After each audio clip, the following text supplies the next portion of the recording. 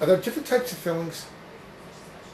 We have two major different classes of fillings. The type of fillings that most people over 40 are aware of are silver fillings, because those were the predominant type of fillings that were used 20, 30 years ago.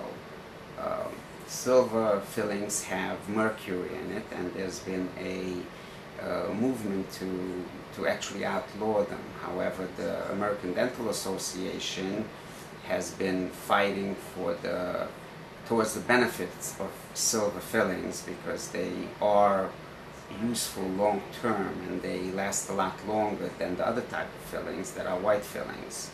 However, because of the controversy that surrounds the silver fillings, most dentists have practically eliminated it from their armamentarium, and they use strictly white fillings. And these white fillings are made of what kind of material?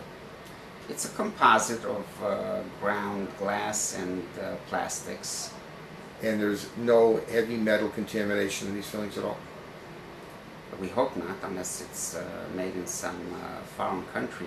But you have to use products that are tested by the FDA, and they're approved by the American Dental Association. So you're very careful in what you select.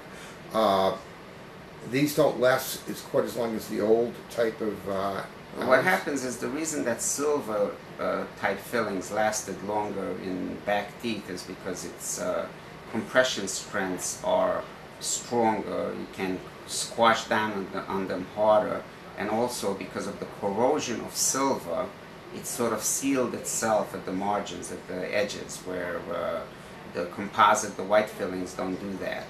There's been vast improvements in white fillings in the past few years, however, where the bonding process is much more adhesive, and we hope that in the future they will be just as good as silver. How long could you expect newer type fillings to last?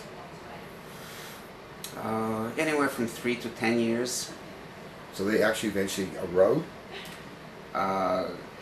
Depending on the size of the filling. This is another big reason that dentists should be visited often enough, because if there's a cavity, if you catch it when it's small and it's a small filling can almost last you indefinitely.